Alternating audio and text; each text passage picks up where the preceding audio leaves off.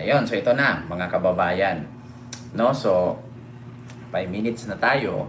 So ito po yung una nating pag-uusapan mga kababayan na kung saan ay ano yan Ken? Bakit may ganyang picture si Bongo, si First Lady at si PBBM?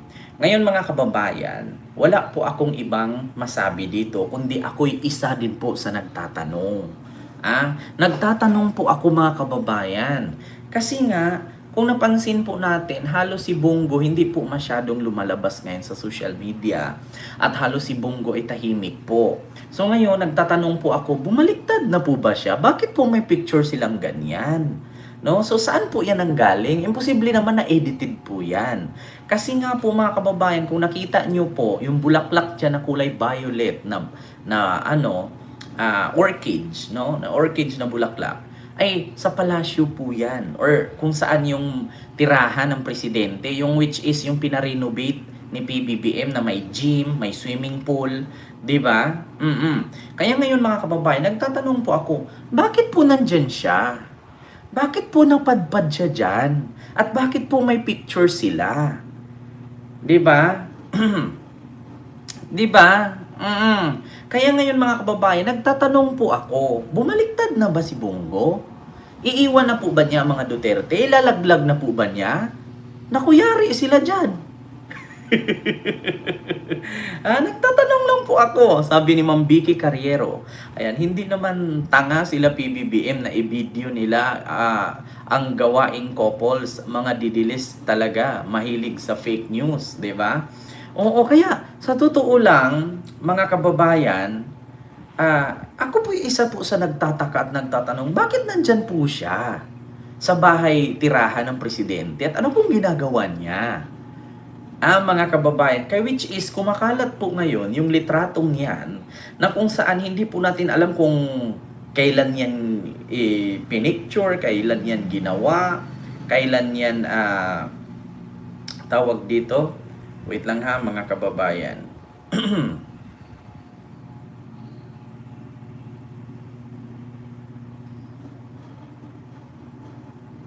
Ayan. So ngayon mga kababayan, marami pong nagtatanong. So bakit po nandyan siya? At ano pong nangyari? Ito po mga kababayan. So ayan, ito po yung lumabas na picture na yan, mga kababayan. Hindi po siya edited Hindi po siya edited. Tama nga ang sabi, ano daw? Tama nga ang sabi ni Alfred ng Canada, Sir Ken. Sabi ni Sir Edelberto Sandoval. Hindi po siya edited Yung bahay pong yan ay sa bahay tirahan po ng presidente yan. Na kung saan yan po yung pinarenovate ni First Lady Lisa. So ngayon nagtatanong po ako, bumaliktad na po ba si Bongo? Bakit nandyan po siya? Kaya getting to know each other. So bakit?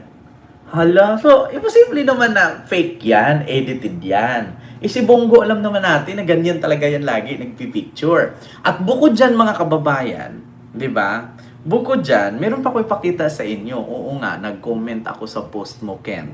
Di ba? Bukod dyan, meron ako ipakita sa inyo Wait lang. Ayan.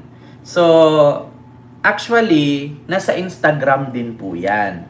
So, imposibleng edited po yan. Ayan Instagram, 1,456 heart and 47 comments po yan.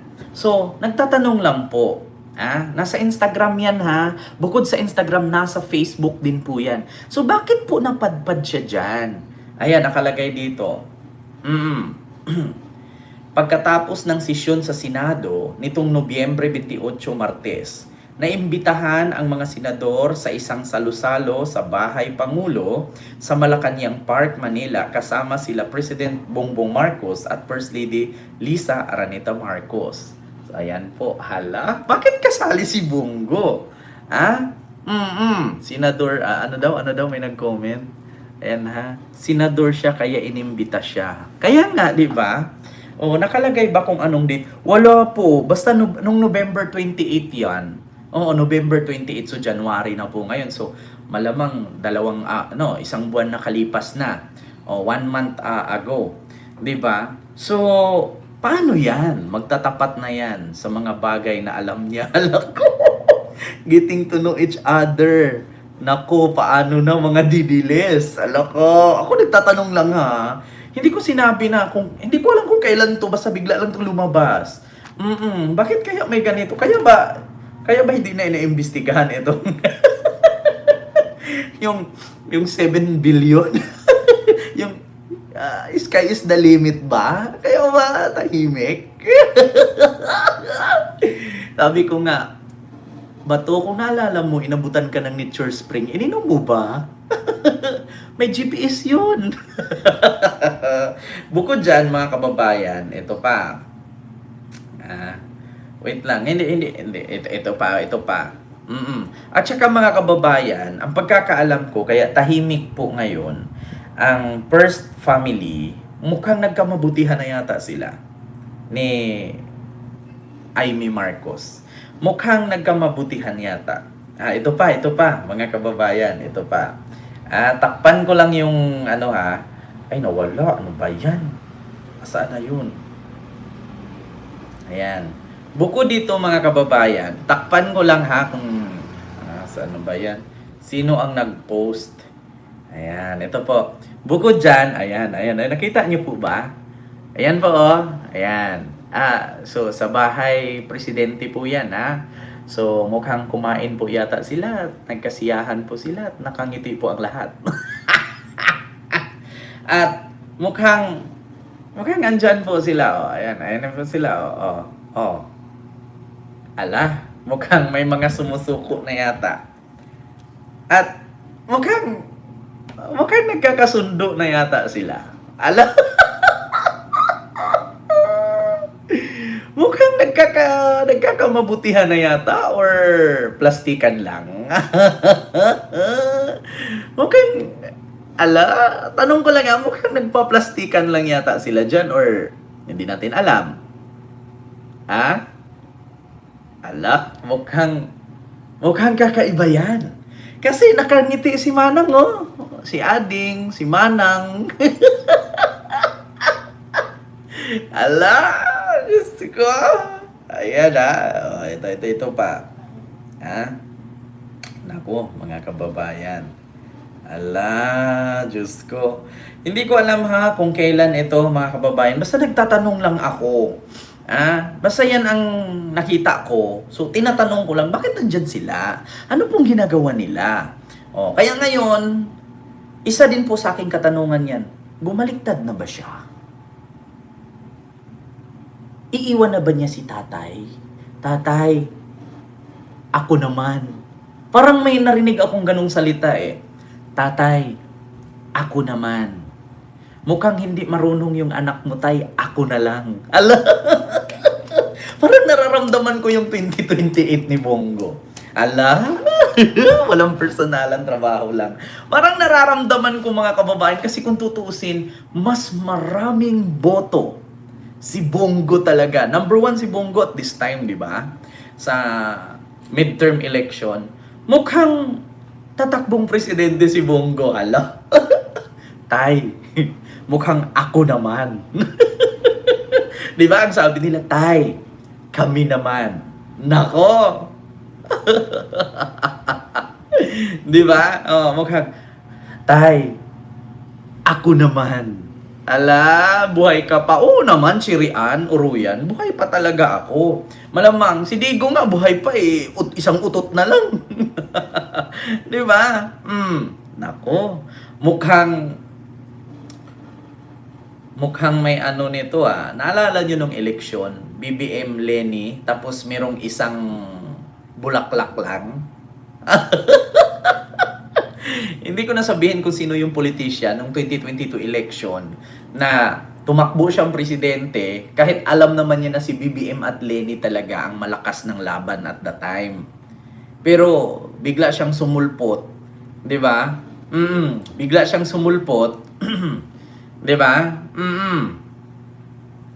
'Di ba? Ay laka, mga kababayan, ako, Sherian, ito na yung katapusan ninyo. Mga putang ina nyo, mga DDS. Ito na nga. Diyos ko. Kaya nga ba tahimik?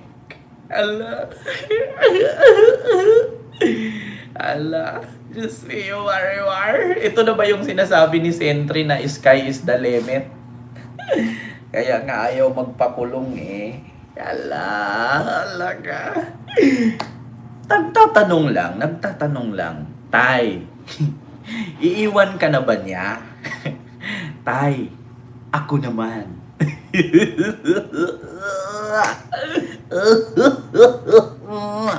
Pag binigay ni Mr. Malas Sakit, di ba? Ang listahan, ubos kayong lahat. Ala, tay, ako na lang, wag na lang siya. Ala ka, Diyos ko, mga kababayan, ano na mangyari? Ala ka, Diyos ko. Ito ba yan yung nasampal yung matandang kapatid? Ala? Oo, ay hindi, yung matandang kapatid ang nanampal. Yan yun. No? Yung sinampal siya. Tapos, hindi nga nabalita yun eh. Ako lang nag-issue nun na sabi ng aking source na sinampal daw si Bungit ni Manang. Ala, tay, ako na lang, wag na lang siya. Ala, anong ibig sabihin mo dyan, Ken? Wala, nagtatanong lang. Ma'am Laudit, nagtatanong lang ako, balay natin, ibinigay na niya yung listahan, malay natin, sumurrender siya at, di ba, maging state witness siya, di ba? Malay natin, o baka ilaglag na niya si ganito. May nabalitaan pa naman ako na kabit daw to si The Explorer. Kaya pala'y pinunduhan ng milyon-milyon ng eleksyon. 'Di ba? Kabit pala ito ng isang drug lord. Dala, Diyos ko. Kaya naman pala hindi nagagamitin ang apelyido ng asawa. 'Di ba? Uy, nako. Baka sa sunod taon yan ang apelyido. Uy, nako. 'Di ba? Oo. Baka naman sa sunod taon yan ang apelyido niya. Uy. Hala. Kabit pa naman daw siya. Kaya pinunduhan daw siya ng 33 million. Ala, sino kaya yan? Sino kaya yan? Yung kabit daw ng isang drug lord. Kaya daw ayaw gamitin yung apelyido ng asawa. Ayaw ipabigkas. Uy! Nako, baka sunod taon niya ng apelyido. Uy! Sana uy! Nako, 33 million pa naman yung sustento. Uy! Sana uy! Ala! Uy! Sana uy! Ay nako mga kababayan, nako. Ito na yung huling kalbaryo. Sabi ko nga sa inyo mga kababayan, tinatalakay ko yan noon. Nung kasagsagan ni Binay, no, yung tatay, no, si Jojo Marbinay. Malakas talaga yun, grabing lakas nun. Pero nagulat kayo. Biglang nawala lahat. Nung ibinulgar ni Trillanes, ni Coco Pimentel at ni Cayetano, itong malahasyenda niya, 'di ba? Yung malahasyenda niyang lugar, 'di ba, sa may Batangas. Ang linis-linis no ni Binay. Oo, grabe. Pero nung eleksyon, nawala. 'Di ba? Nawala. Sana uy. May 33 million sana uy. Ala, 'di ba? Nako. Ako nagtatanong lang ako mga kababayan, bakit siya napunta dyan, bakit siya napadpad dyan, at bakit nagkaroon sila ng picture dyan? Inimbitahan nga daw. Pagkatapos daw ng session, nung Nobyembre daw yan. Wala namang nilagay kung anong year, ang nakalagay date lang, November 28. Oo. Pumunta sa bahay ng Pangulo, bahay Presidente. Harap ng Malacanang yan. So, yung may ref nga, di ba? Yung pumunta yung vlogger na binuksan niya ang ref ni PBBM, ref ni First Lady, tsaka doon daw nag-gym si PBBM, doon din daw nag-swimming si First Lady sa swimming pool. Uy! Sana uy! Samuel, uy! Di ba? Naku, mga kababayan, mukhang nagbago na yata ang ihip ng hangin. Uy! Mukhang, naku, uy! Diyos ko po, uy! Hala ka, uy!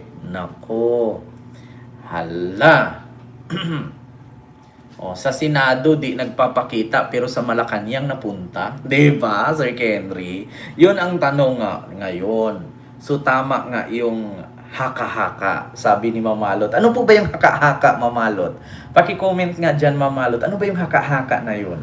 Kaya pala, Sir Kent, biglang tahimik. Kaya nga, di ba? Oo, nawala nga yung, alam nyo na, yung issue sa flood control. At wala na, nag-ano na, sinakripisyo na ni Diskaya. Nagpakulong na siya. Ayun, once na makulong si Diskaya, wala na. Bakit? Ano pang ibubulgar ni Diskaya kung nakulong na nga siya? So, tapos na. Tahimik ng mundo. Di ba? Kasi si Diskaya lang kasi talaga ang may alam dyan. Ngayon, paano pa nila tanungin si Diskaya? Eh, nakulong na nga. Kaya nga sabi ni Diskaya, happy? Happy? Happy? Allah. Pero, andyan pa si Trillanes. 'Di ba? Oo. Alam niyo, sa totoo lang mga kababayan, kung ako nasa sitwasyon ng kagipitan, no, either mandamay ako or ligtas ko na lang sarili ko, bahala na sila. 'Di ba? Siyempre, alam na natin kung sino ang kabetsang, di ba? Baka nahimasmasan na silang lahat or may reset. Lahat kasi sila ay nagkamali. Hindi nagpakatawaran kasi lahat ay nagkasala. Kaya magpakatawaran, sabi ni Lord.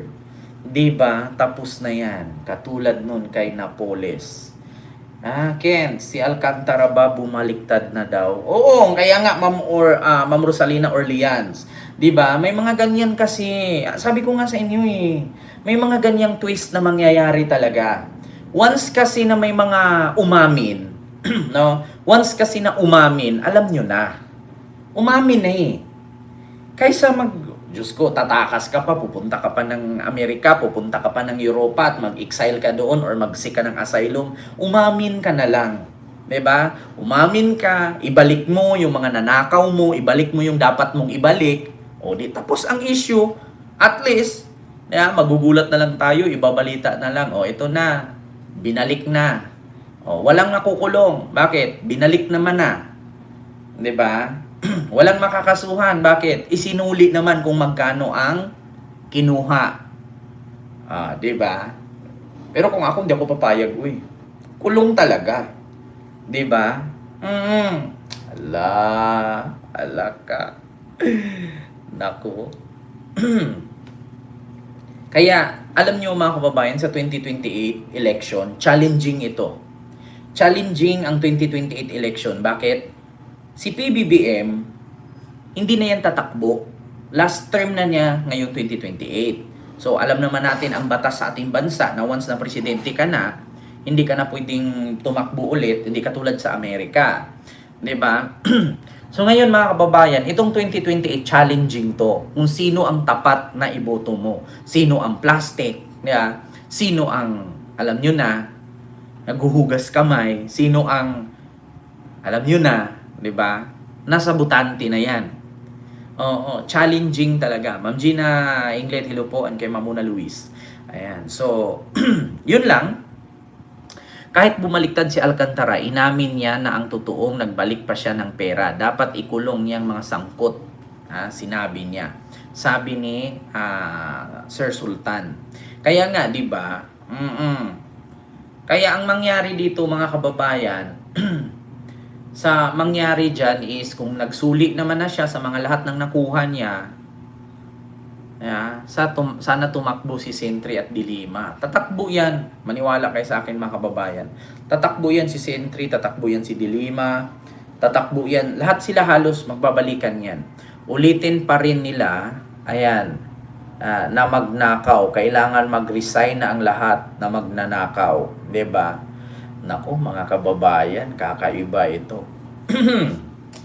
Basta ako nagtatanong lang ako ha, wala akong sinabi na bumaliktad na siya. Ang sabi ko, bumaliktad na ba siya? May question mark po.